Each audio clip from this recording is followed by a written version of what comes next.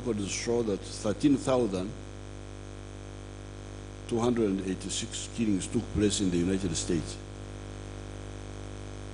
2016,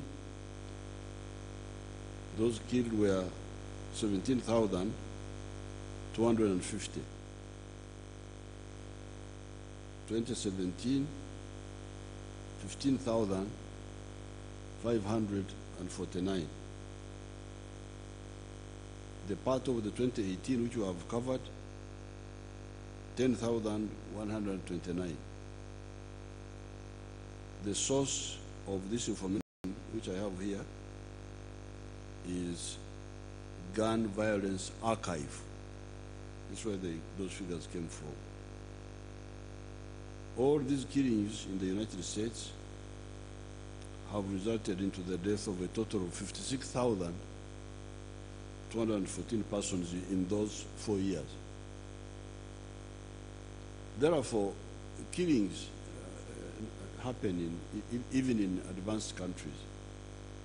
The difference, however, is that in the case of the United States of America and other developed countries, on account of modern eyes are maso. In this case, the cameras. Modern ears are matu, listening to telephones of criminals. And modern noses, smelling for explosives, etc. The perpetrators, the doers of these acts, are quickly known. This is the difference. The difference is that because of better technology, these doers are quickly known. Because of the cameras, because of these other methods, you quickly know these people. That's the difference. However, sometimes, even in those countries, the search for a criminal takes time. The example is the case of the Russian spies that were poisoned by radiation in the Salisbury area in the United Kingdom. You have been hearing that case, which was going on in the media. It took a bit of time to get to the suspects, to identify them. Even in Belgium, where criminals were springing from to commit crimes in France, the nightclub shooting, the killing of holiday makers in southern by driving a lorry into them, etc., etc. It took quite a bit of time to identify the culprits and hold them accountable.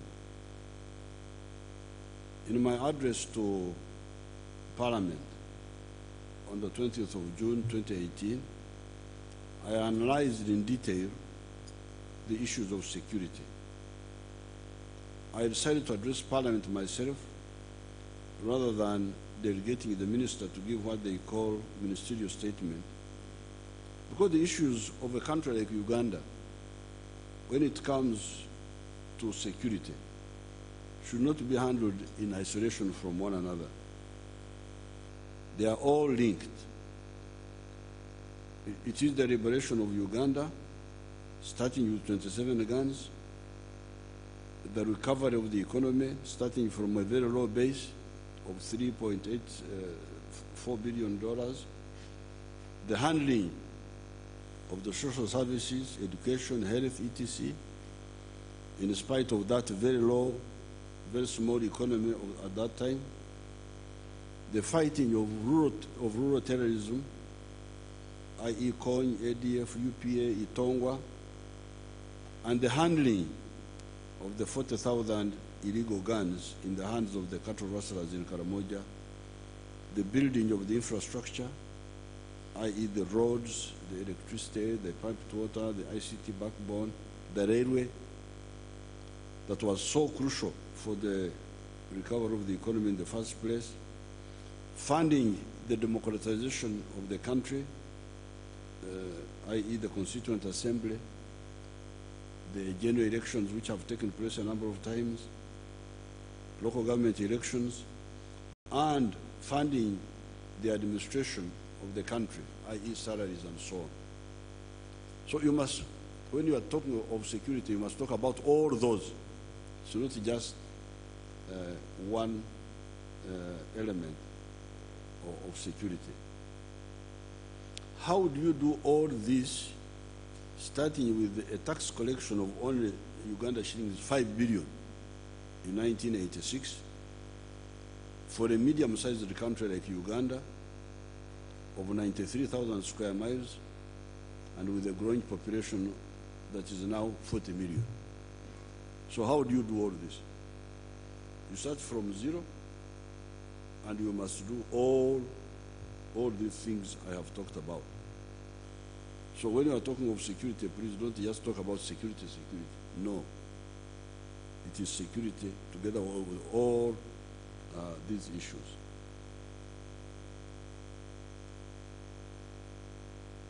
On top of all this, add a disloyal and corrupt civil service, which for historical and practical reasons you cannot and should not get rid of in a crude and hurried manner.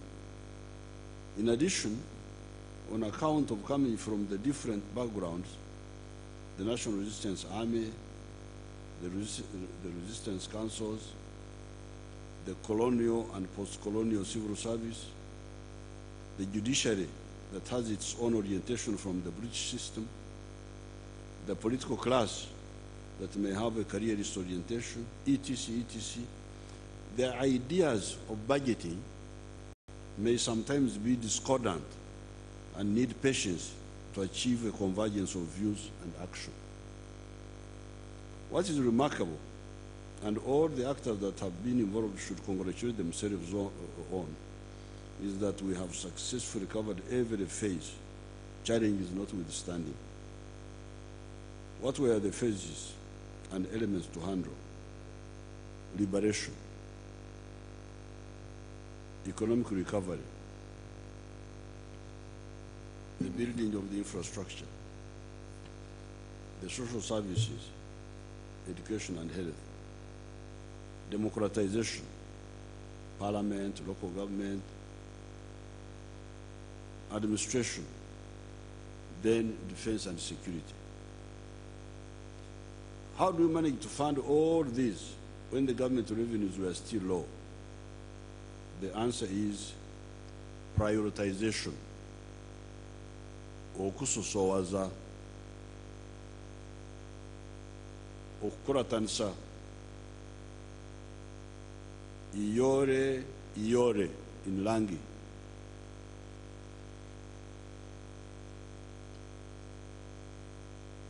Teach kore tikore in Acholi. Ubata in Rugubara. This means that some of the areas are left unattended to, not because we do not know that they are necessary, but because we cannot do everything at the same time. You all saw our soldiers staying in the grass thatched huts of Mama Ingia Pole for a long time. That is how we were able to buy very good weapons that enabled us to deal with the very dangerous regional situations that were surrounding us. Had we made a mistake on that, we would have failed. I remember in 1979, when we were approaching Mbarara, we captured food stores of Idi Amin. That's where I saw tinned macaroni. I'd never seen tinned macaroni. So the Idi Amin soldiers were eating good food, but they had no weapons to fight us. That was good planning. For us, we say weapons first, and human beings, and other issues later. When we have built 160,000 classrooms from the 28,000 of 1986. These are the primary schools, but have not yet built teachers' houses. Is it because we do not know that teachers' houses, the teachers need houses near the schools? We have built a lot of classrooms, but we have not built teachers' houses. What does this mean? Does this mean that we don't know that teachers' houses are needed? We know, but we can't do both. When we have concentrated on immunization, but have not dealt with the health workers' houses, is it because we do not know the importance of those houses? No, sir. No, madam. No, mademoiselle. We know, but we also know that when you try to do everything at the same time, you end up doing nothing. If you try to be everywhere, you will end up being nowhere. That is the strategy and the discipline of the national resistance that has enabled us to convert the failed state of Uganda into one of the fastest growing economies in the world. Kamu kamu gwe muganda. Akwata empola atuuka wala. Bugu bugu si muliro. That is the line of the national resistance movement. Hence, on the side of defense and security, we concentrated on defending the borders, strategic defense, defeating terrorism in the rural areas, and ending the massive armed cattle rustling in Karamoja and the whole of the northeast. Those have been achieved. That is how Uganda is an island of peace in this area and is also contributing to regional peace. We had, however, not concentrated on urban crime because it was not yet a major problem. How many vehicles did Uganda have in 1986? The figure was 27,000. 210 vehicles in 1987. That was the number of vehicles that time, 27,000. What is the number now? 657,000. This is the number of vehicles you are talking about in 2018. How many pikipikis did Uganda have in 1986? The figure was 4,187. How many phones, some of which could be used to coordinate crime, did we have in 1986?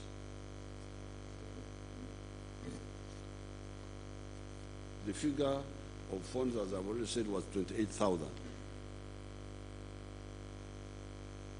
I've already told you that the vehicles which Uganda has are 657,000 from 7,000. Emotoka, emitwaro, nkaaga mu etaano mu kasanvu.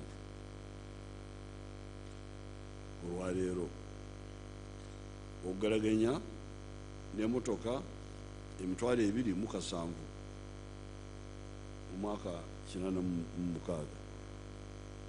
The pikipiki luli zaali 4,000 mu Uganda yonna. Kati pikipikis today are 1,063,000. Those are the pikipikis today. The phones were 28,000 in 1986. They are now 23 million. And some of these phones are used to coordinate crime. Of course, we knew that these items were growing in number. However, we did not anticipate that evil-minded people would want to kutokoza. This is a Nyankore word meaning something bad. Like I always go with my cup of tea here. I think the young lady for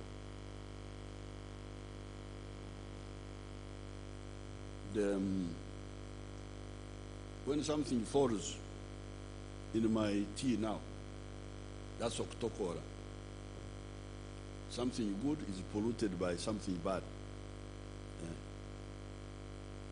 Sometimes you can have Okwogera with something which is harmless, like a leaf. If a leaf of a tree falls in, I remove it and drink my tea.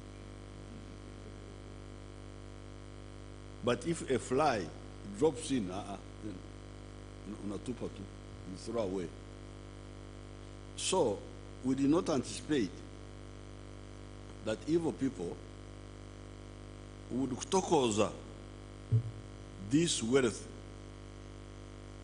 because Ugandans had few vehicles, 27,000, they now have almost 700,000.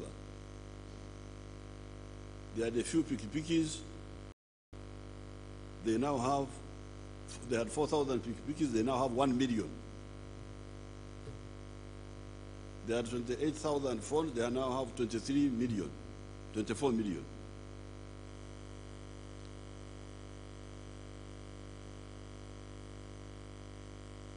However, even if we had known that people wanted to misuse this progress, because on our side it is progress. These big numbers of vehicles are progress. Even if we had known, we could not easily have dealt with all the challenges at the same time. By, for instance, concentrating on the electricity, the roads, the schools, the health centers, the wider society of Uganda has been able to see that transformation is possible. If we had made a mistake of concentrating on the urban infrastructure, including security, and not taking modern infrastructure to the rural areas, tarmac roads, electricity, the telephones, some piped water, would have been in very serious trouble. Because the people of country, the Karamojong had never seen tarmac road. They have now seen it.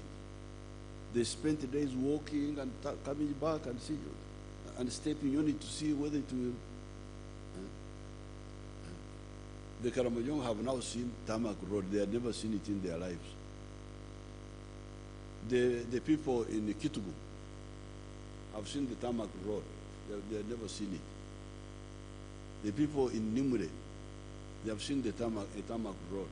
The people in Koboko, Kisoro, those are Kisoro people. Bundubujo, you don't know where Bundubujo is. Bundubujo was cut off. You could not easily, it is only 47 miles from Fort Portal to Bundubujo, but it was such a difficult journey. Now, you just go there as if you are. We are now liberating the Kapchorwas. Kapchorwas, those Buko and the people of Buko grow a lot of maize and other things, but they must go through Kenya because they cannot easily come direct to Kapchorwa. So, if we had not invested in taking infrastructure up country and concentrated on this urban infrastructure, including security, would be in a lot of trouble. Yes, we have now problems, but we have got problems when our people up country have already tested progress to know that, oh, we can also have a tarmac road. And we could not do all at the same time. We could not have done all of them. So even if we wanted, we wouldn't have been able to deal with this urban infrastructure of security earlier than now.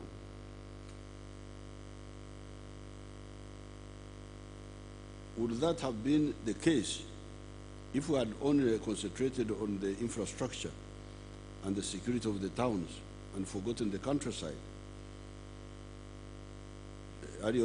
By, for instance, concentrating on electricity, the roads, the schools, the health centers, the wider society of Uganda has been able to see that transformation is possible. They all have seen that it is possible for things to change. It would have been bad planning. The people in the countryside would not have known what development and modernization are about. However, since every corner of the country has seen signs of development, as I've already said, we can now intensify our work in the towns, not only in the terms of more urban roads, garbage collection, improved sewerage, etc., but also in terms of security, infrastructure, and cleanliness of the cities and towns. As usual, we always start with security. Hence my address to Parliament on the 20th of June 2018, where I laid out the 10 elements. The 10 elements of that speech are being implemented expeditiously. They are fingerprinting all the guns in Uganda. All those guns, there is a way they can get their fingerprints. And they are starting. So that when a bullet is used, we can know that it is coming from this gun. B, require every motor vehicle and every piki to have electronic number plates installed at the cost of the owner or inserted in the engine. C, ban the practice of people zooming along our roads with jacket hoods to hide their identity. And we need helmets with illuminating numbers both in front and at the back. Like the one who killed Chirumira, again they had covered their heads. This who killed Chirumira, again they had covered their heads. So I will come to that later.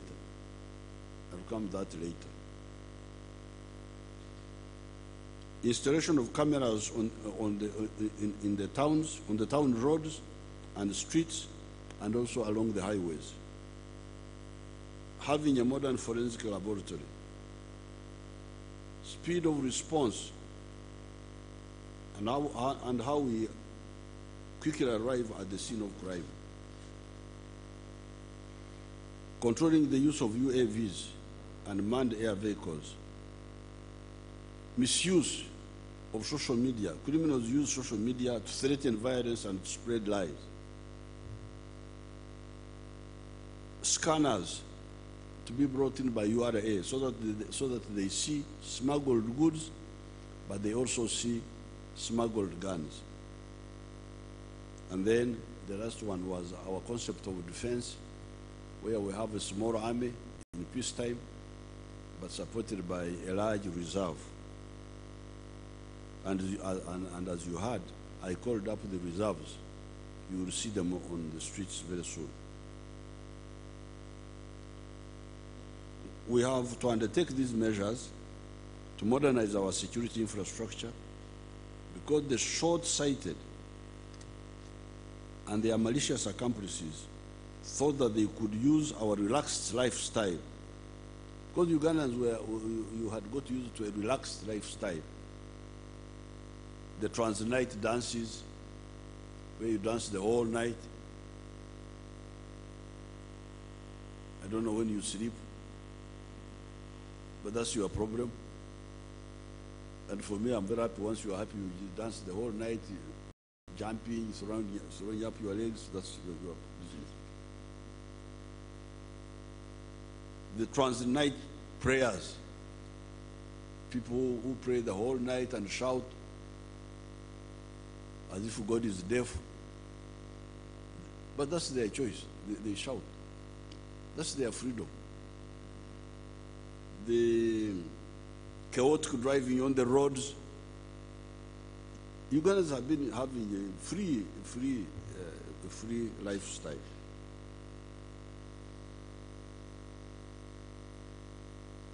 So these elements, malicious elements, thought to undermine this free lifestyle, but also our development. Hence our response, as was recapitulated above, and as was elaborated in my speech in Parliament.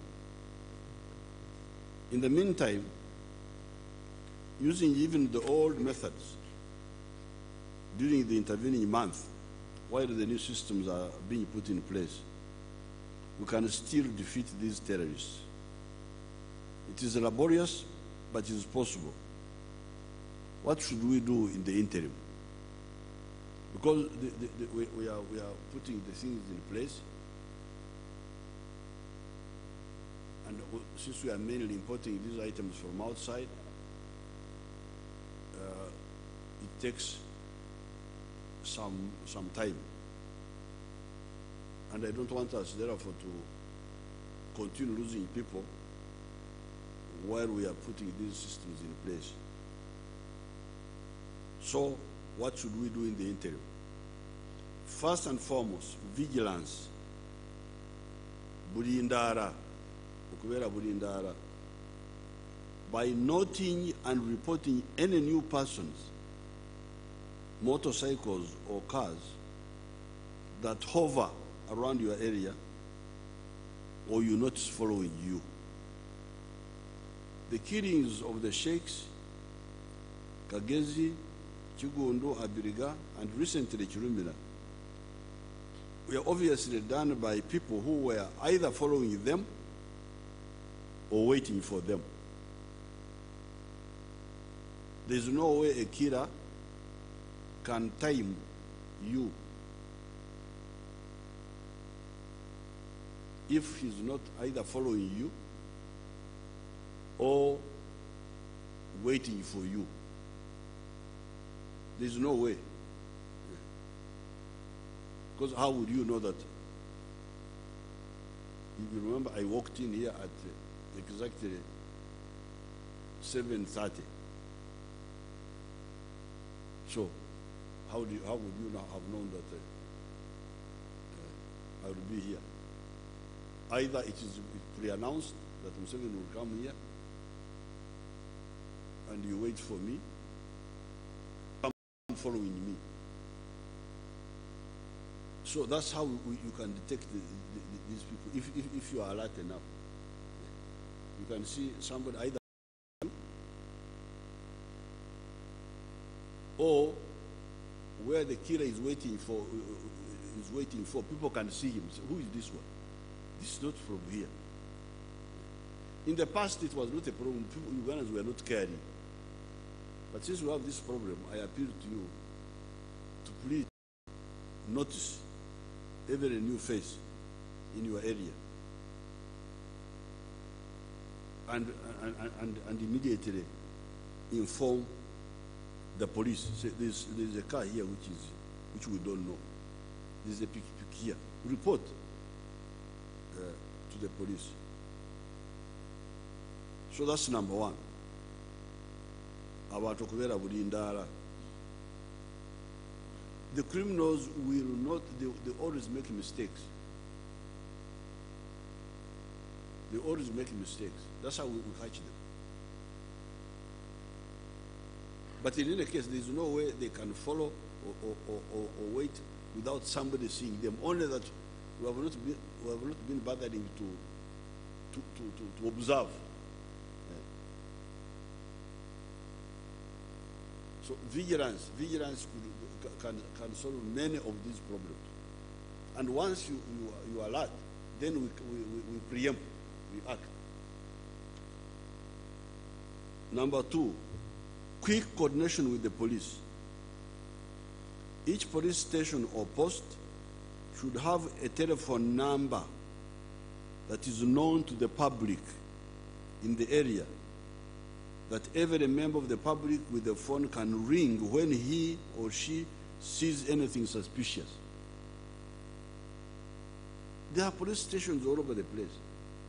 They should have a number which is there all the time, a toll-free number where you ring without paying. Now, the mistake they make, when somebody sees a problem, he rings the OC because he knows the number, somebody knows the number of the OC. the command of the station. The OC is in a meeting, so the phones are off. So, when we say, when I saw, I rang the OC, but the phone was off. By that time, something bad has already happened. So instead of ringing the OC, ring the number of the police station, of the officer who is on duty. There must be that number known to all the people in the local area. You see something suspicious, you ring. Now, these policemen have been told to be on standby and move fast. Be ready with their guns, not to go to the store to start getting guns from the store. No. The group should be on standby, ready to move.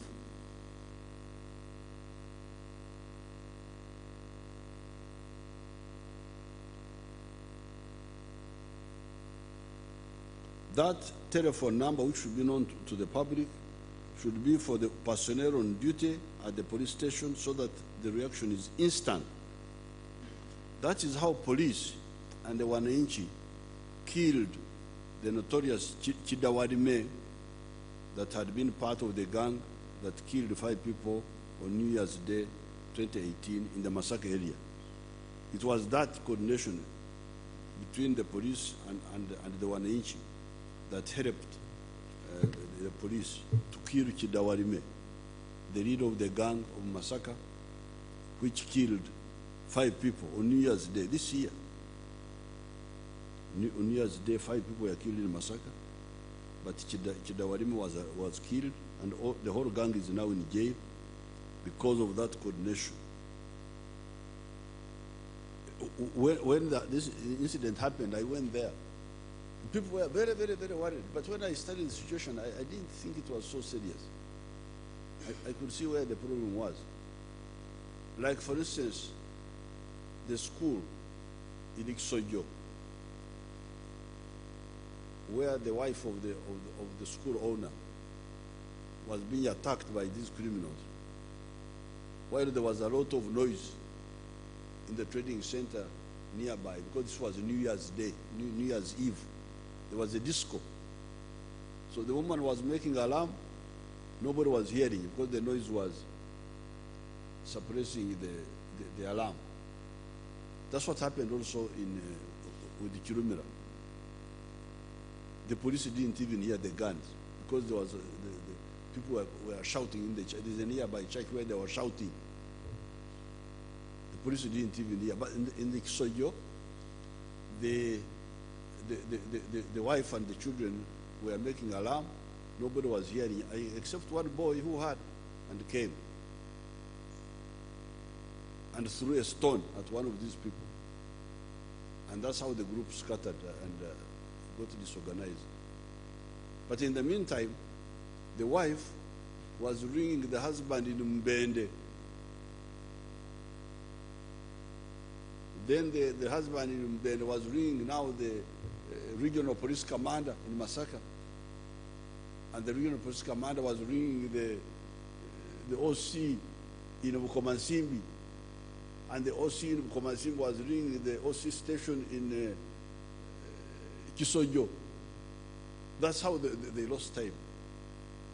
So when I went there, I said, you people, the mistake is that have a phone which is known to the public. Local phone, not the Masaka, not Mbende, just the local police station. So that when I see something, I ring that one. I don't ring Mbende and Mbende to ring Masaka and don't ring private numbers. Ring the number of the what they used to call 99 in the past. They used to call it 99. 99. Although this should be a local 99. So now, when that's how that group escaped that time. But when I went there and I criticized them, they organized. And next time, Chidawarime was dead. Because they responded fast. Number 3, efficient coordination within the police force itself, using radios rather than the slow methods of using the unprofessional mobile phones. The radios alert everybody to be on the lookout for the fugitive motorcycle or car, rather than a mobile phone that communicates with one person at a time.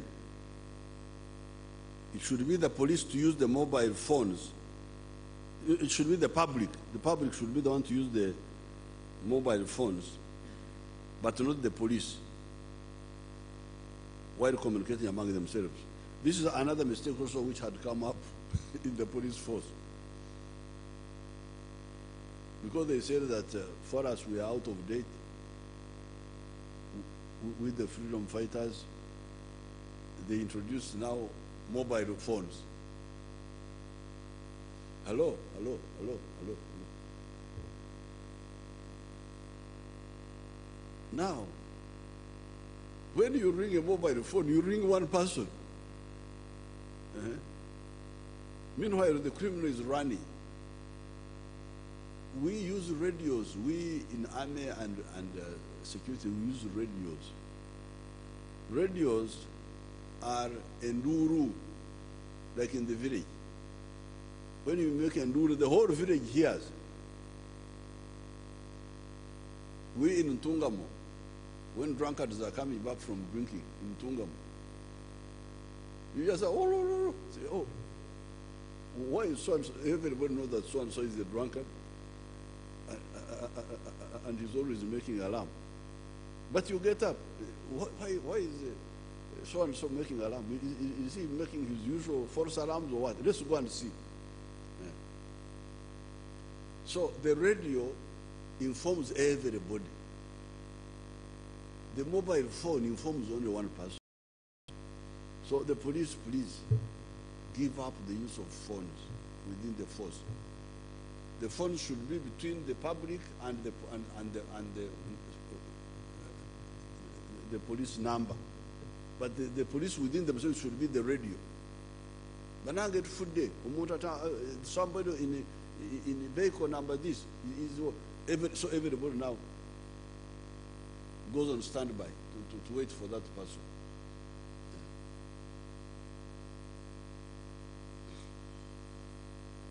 Number 4, the deployment of the UPDF or the reserve units, as stated in my address of last week, in the Wakiso, Kampala area, or any other area where they may be needed. So in the short run, before the cameras are in place and so on, if necessary, we shall deploy the LDUs, the reserves, and even the army.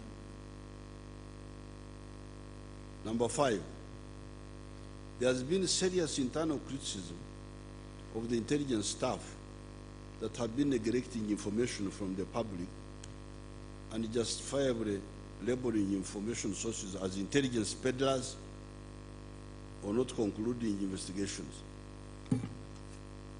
Abasirikale okunywa mabana inchi, the security personnel to look down upon the information of the public. This is a very big mistake. Yes, they don't know how to write intelligence reports, a memo, I don't know what. They don't know how to do that. Somebody will come with information in a disorganized way.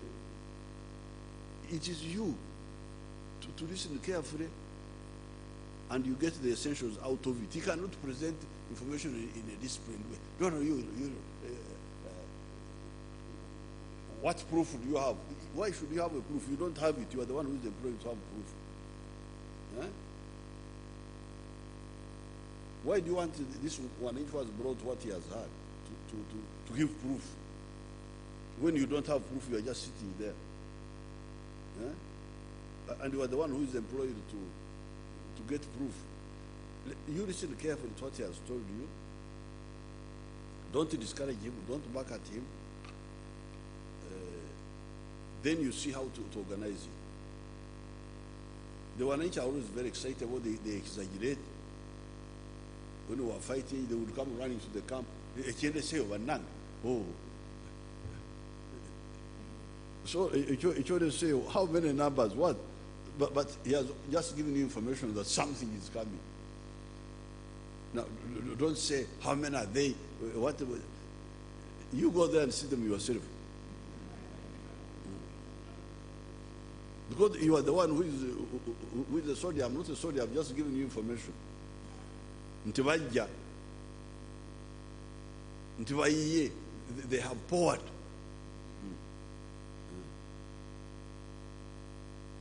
And the one which you don't even have sometimes even conclude the sentence. You just says, a change the say of a nang. Finish. What I have left there. It is now for you to distill, to follow on.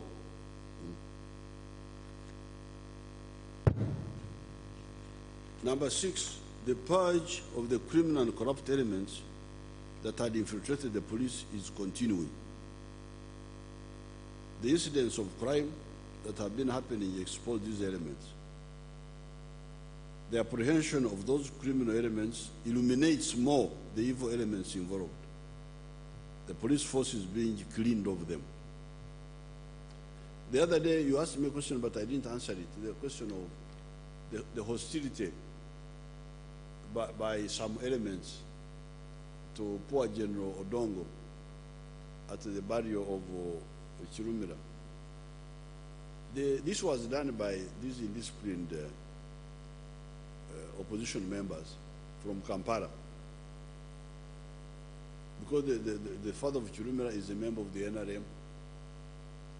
The whole family is NRM. Chirumira was a very loyal police officer.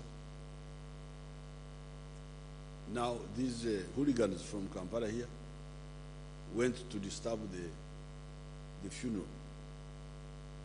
But we didn't want to cause an incident there. So it's good that it was handled the way it was handled.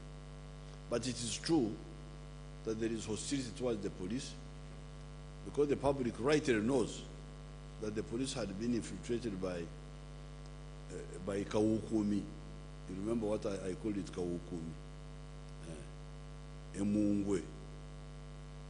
Banana weavers. So we are weeding them out. 7, the private citizens that are able should continue to install cameras in their homes or business premises. All this will help. Some of these cases will benefit from the private cameras. Some of these cases we are talking about. You'll be hearing the story. By the end of 9 months from today, most of the elements of the smart and safe city will be in place. Naroiso. Where is the Naroiso?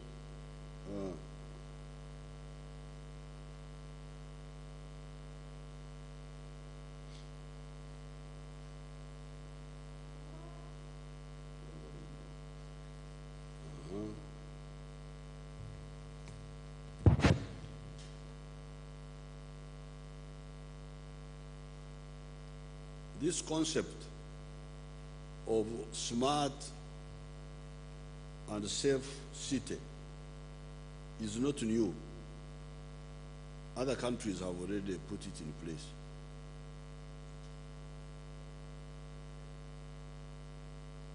And I can assure you, in 9 months from now, Kampala will be a different city. It will be safe, cleaner, smarter.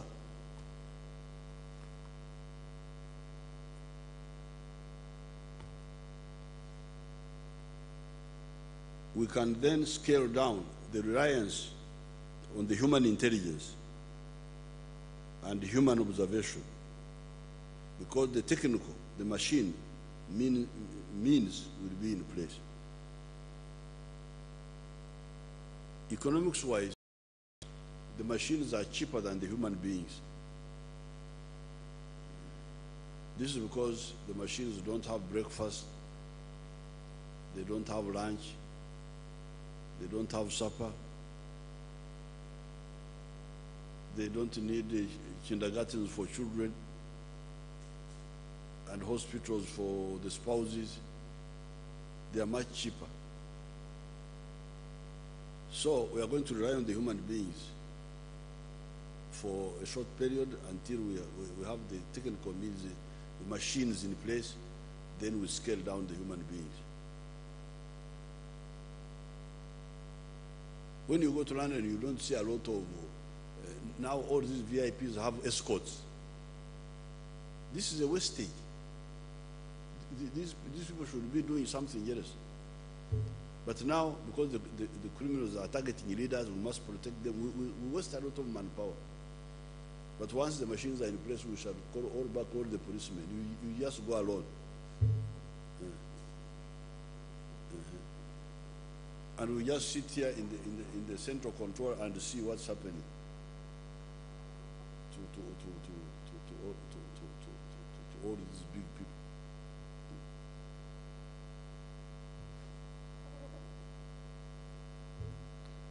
I'm annoyed and pained by this unnecessary death of Ugandans. But I am confident because we have the capacity to respond. We were able to respond and win when we had less means. Our means are much greater today. I encourage investors to assemble the cameras here so as to have more local content. The pigs that have doomed their future by shedding the blood of innocent Ugandans have only themselves to blame for their eternal damnation. With the new teams of investigations, even the old cases of murders are being exposed as to who the killers were. It says in the book of Luke, chapter 12, verse 2,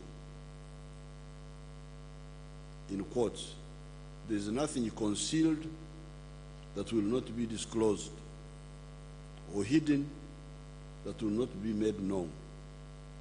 What you have spoken in the dark will be heard in the daylight, and what you have whispered in the inner rooms will be proclaimed the housetops. End of quotes.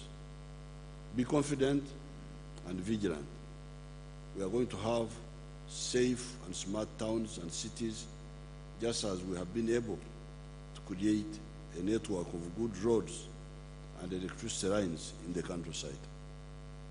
I thank you because I'm told people are worried about my long speeches.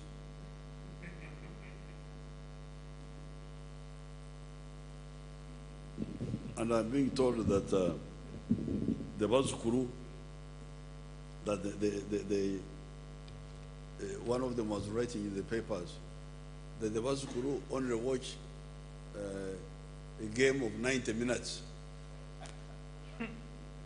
Afterwards, the Bazukuru can no longer listen. Too bad for the Bazukuru. Life is not about 90 minutes. Life is about a sustained struggle.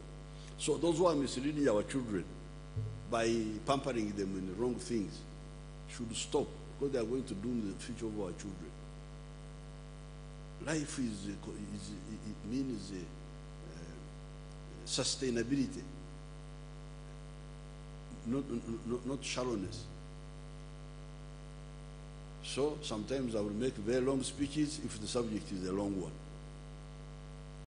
How will you address a long subject without making a long speech? If it is a short one like this one, I have now conformed to the standards of short and precise.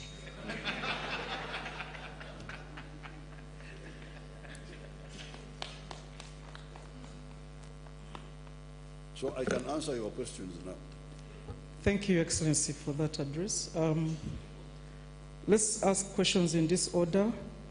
Baguma Henry, first.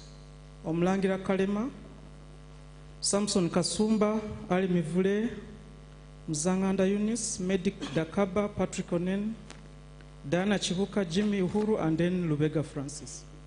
Please, let's use that microphone over there. And you ask only one question. Thank you. Thank you very much, Your Excellency, the President. I am Henry Baguma, UBC Radio. And first of all, Your Excellency, the President, happy birthday to you. I do understand. To you, happy birthday, dear President. Happy birthday to you. Okay, thank you. Okay, thank you very much, Your Excellency. I wish you longer. Sir, since a week ago when you addressed the country and announced the formation of local defense forces units, in which you stated that about 57 billion shillings is required for this exercise, I've been hearing media reports and public opinions is completely divided over this proposal of local defense force units. And I tend to some point agree with the views of some members. They say, why create a new force when currently we have a list of forces in this country? We have the police force, the CMI, the Criminal Investigation Department, CID, until recently crime preventers. We have now LC1, who also have a Secretary for Defense on that very committee, and LC1s are countrywide. Then you have police posts. Almost in every half a kilometer, there is a police post there throughout Uganda, even in Kampala here. Then, Mr. President, besides that, all government institutions in this country, particularly in Kampala here, have security guards, plus all big institutions and hotels. So, a member of security, and I tend to agree with them possibly, why not bring all this together and empower them, retrain them, reorient them, and maybe, for example, today's presentation, go to some of those people, empower them with the money, transport, modern equipment, so that they're able to network, rather than now creating a new set of security institutions, Mr. President. Thank you very much. Okay, let me answer that one, because it's very important. The LDU is not a new force. It is part of the defense doctrine of Uganda. I explained it in Parliament the other day. It is like Israel. Israel has a reasonably small standing army. But when it comes to fighting, then they mobilize the reserves. The LDUs are the reserves of the army. What you are talking about cannot work. The security guards of the ministries are guarding ministry buildings against theft at night, break-ins. These terrorists are not bank robbers. They are targeting soft targets, targeting civilian people where they live mainly. So how will you remove a security guard from guarding a government building, and then he goes to guard Bulenga, a trading center, which is on Mtiana Road? How? Then what will happen to the bank, to the office? Because that office also needs to be guarded from now, break-ins and so on and so forth. Is on Mtiana Road. How? Then what will happen to the bank, to the office? Because that office also needs to be guarded from now, break-ins and so on and so forth.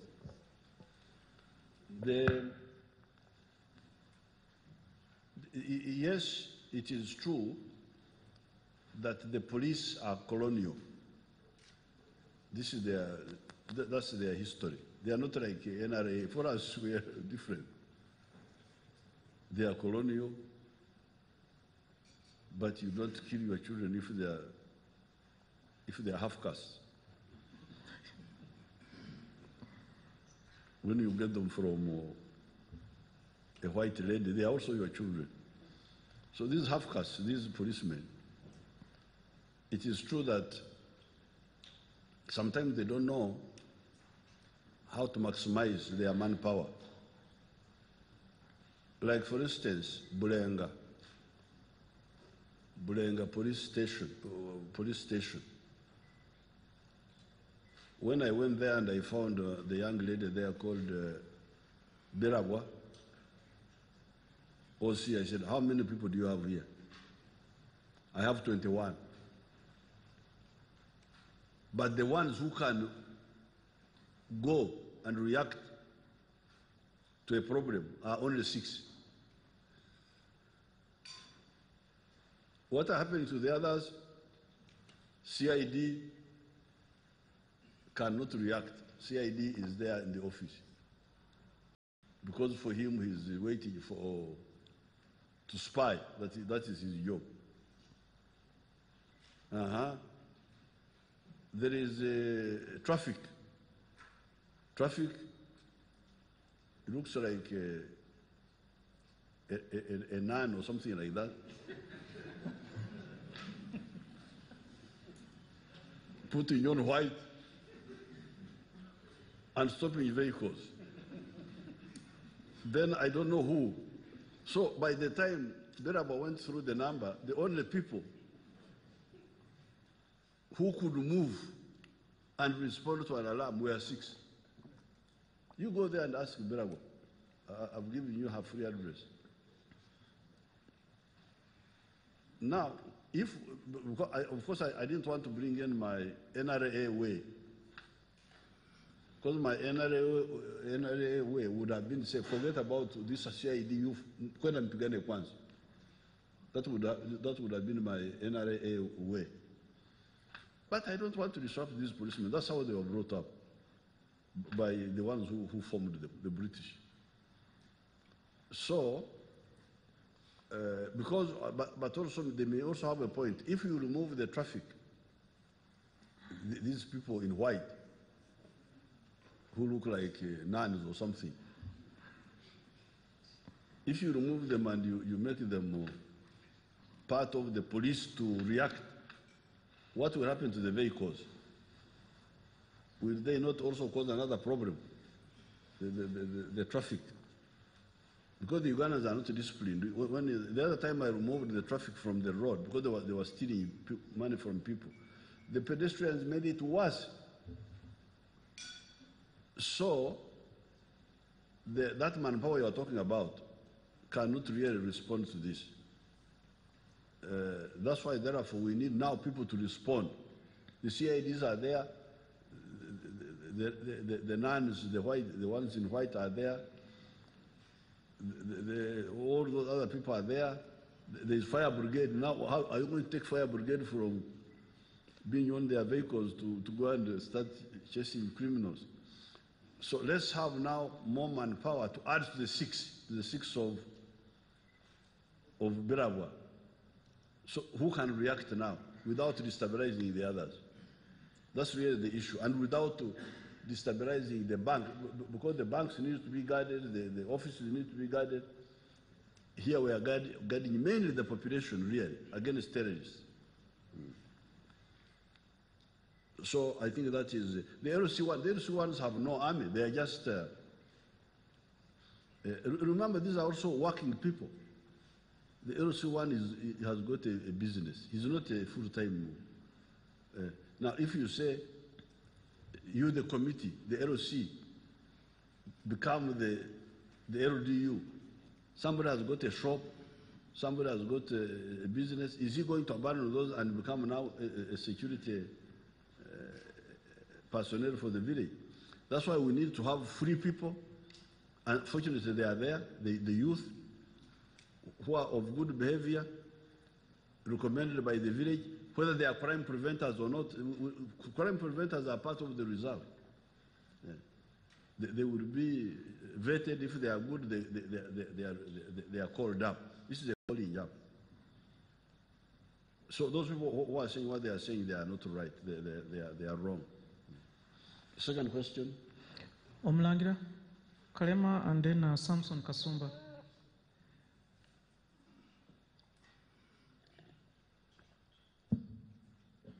Thank you very much. My name is Omulangira Kalema from TV Africa, the first and only Pan-African TV station on the continent.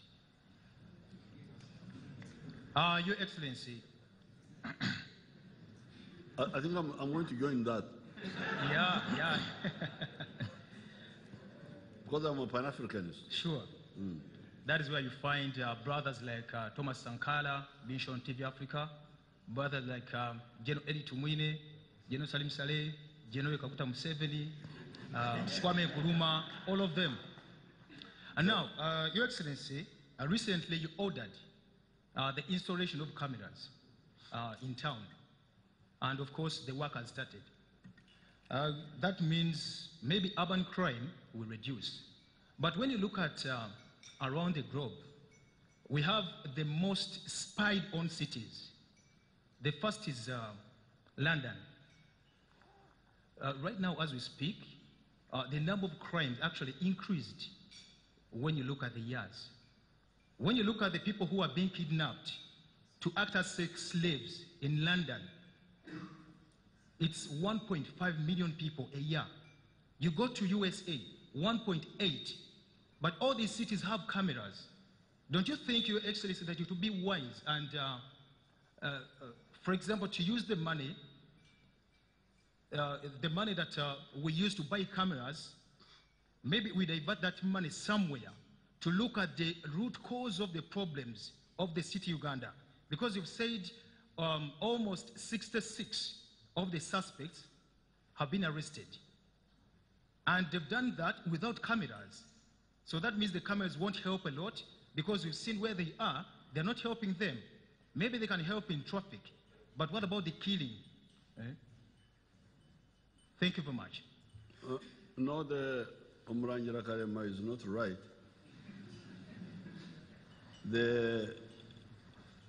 In the UK, I referred to it in my speech.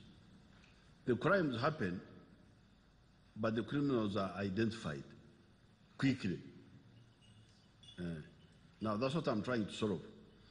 I'm not going to say that because the cameras are there, therefore there will be no crime. No.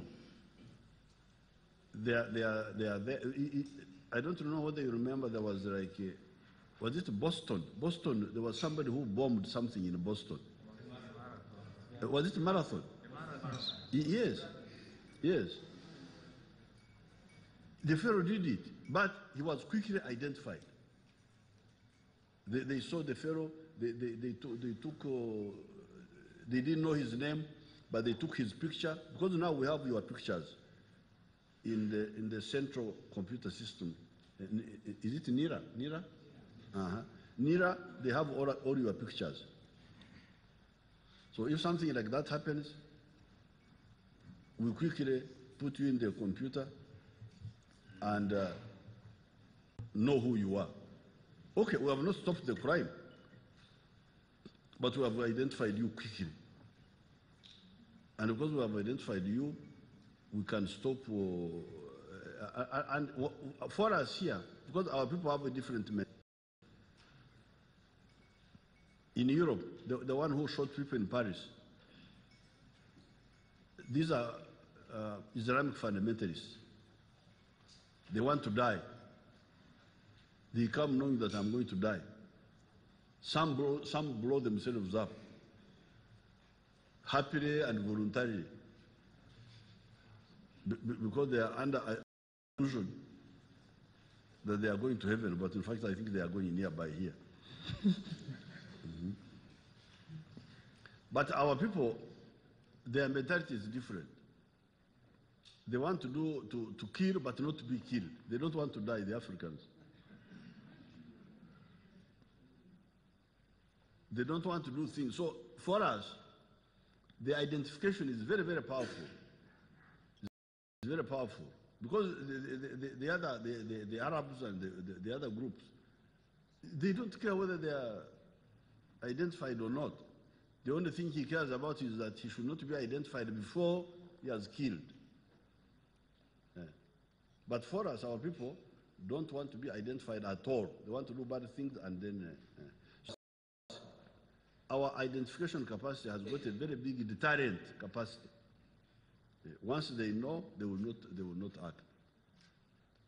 In Europe and especially in the Middle East, things are a bit different because there are people who will do things even if they know that they will be known. And in fact, they want to be known. Number 3. Kasumba. Now, about the root causes, we shall handle the root causes also. We shall handle the root causes, and we shall handle them better when there is total peace in the country. Happy birthday again, Your Excellency. You spoke about disloyalty and corruption, and it is true that your Minister of Ethics and Integrity has said publicly that it's very difficult to see you and it requires money. And again, some family members of those that he just mentioned that were slain are saying that they were trying to see you and failed to see you. I'd like you to comment on that. And again, some voices are saying that part of what is happening in the country security-wise is connected to a neighboring country. And members of families of some sections of the population are worried about where our relationship is, and they even fear to host some visitors because they don't know where that stands. I would like to hear your comment on the two, Your Excellency. Thank you very much. The corruption, repeat, what was your question? Your Excellency, the Minister of Ethics has suggested that it is very difficult to see you and that it requires money. So in the sense... I see. Mm-hmm. So in the sense that there are individuals who have key information and they don't have the money and can't access you, how do they deal with that? Well, I will look for the Minister of Ethics. And I would happily, he would happily get information about these ones who rent me, because it seems I'm rented now. People will not come to see me unless they pay money. And once I get evidence, I will act on them, as I have done. You know very well what we have been doing. We worked on the people in the Ministry of Finance who are taking bribes. They're in the courts. The URM people, the ones in the Ministry of Internal Affairs, Immigration. They are really endangered. Now, about whether these killers are coming from anybody country, we shall find out. For us, we know we are very patient. We don't panic. You don't remove a jigger by cutting off the toe. No. When a jigger enters a toe, the whole leg itches. But you must be patient, and you go for the jigger without damaging the tissue. Because like these borders, one could panic and say, we ban the borders, or we do. No. We are not going to ban the borders. We are not going to restrict them. We shall work patiently and get the jigger. This is a jigger which has entered the. So you handle the jigger in two ways. You remove the one which has entered already patiently without damaging the organ, and then you disinfect the whole area so that all the jiggers die. So that's what we are doing now. We are in a jigger operation. Jigger operation. Jigger Mvunza operation. Remove the one which has entered carefully without damaging the. We are going to remove this jigger from the border because they have entered. The jigger has entered the borders. They think that we shall panic and then round up all the borders and ban them. No, no, no, no. Sorry. Sorry. We were in the bush for 5 years. We fought for 8 years. Patience is part of our doctrine. We shall get these jiggers. The jiggers, the ones in the body, in the toe, and the ones around, you will see. Remove this one, disinfect the others. Okay? You have got the story of the jiggers? Thank you. Ali Mivle, NTV.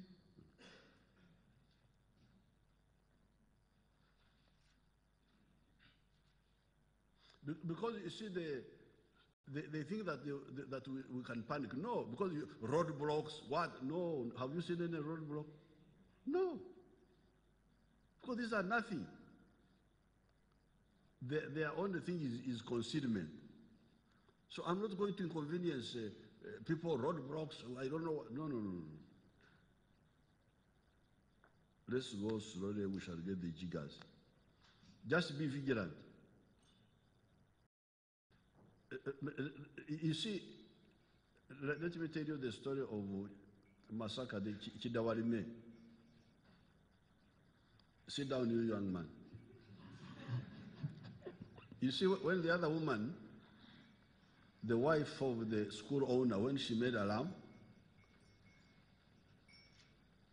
many people did not hear the alarm because the disco was not allowing the alarm to be heard. But one boy had the alarm. So when the boy came,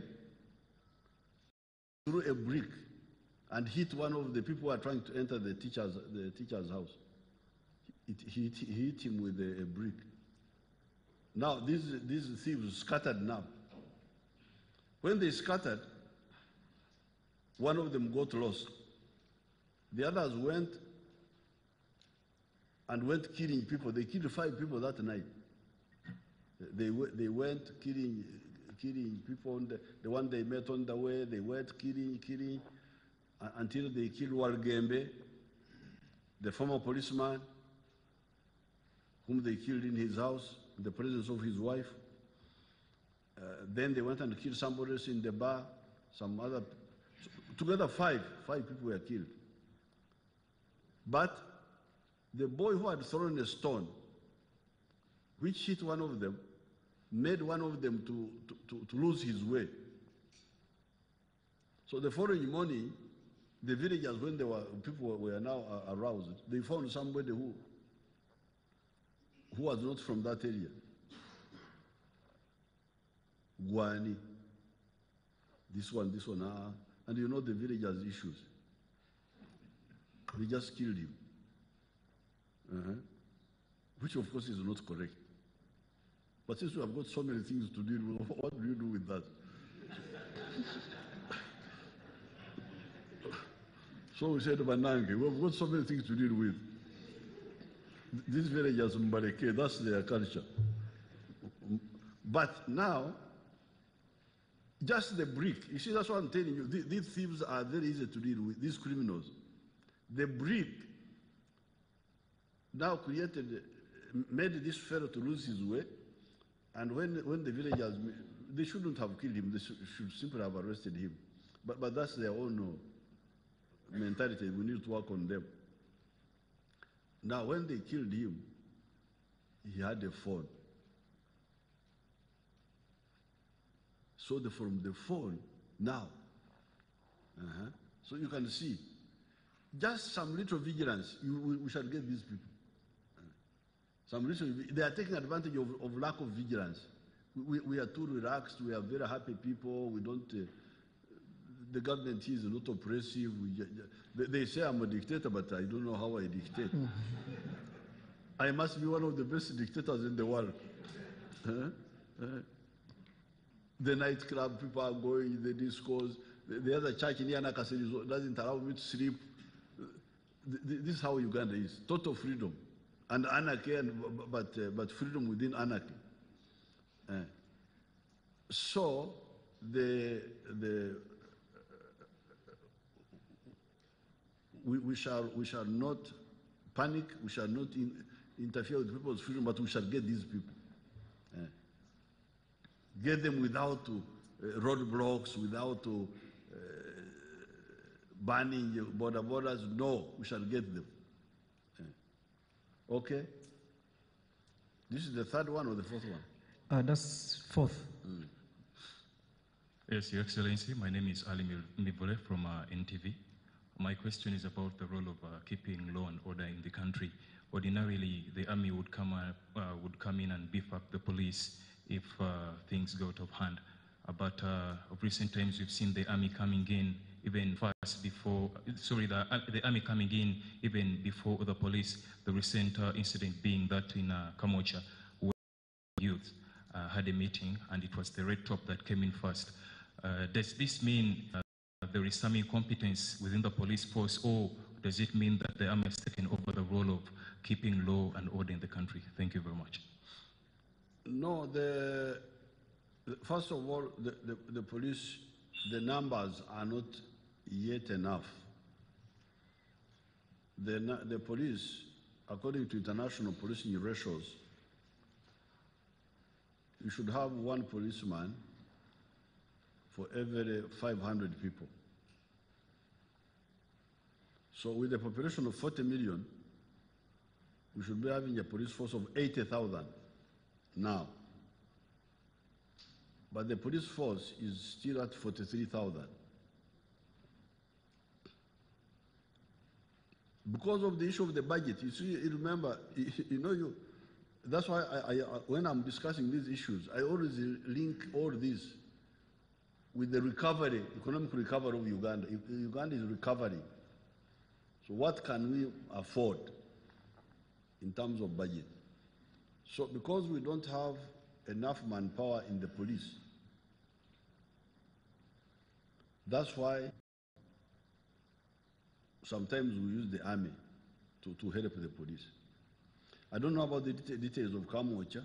I have not followed those. But really, the police is the one which leads,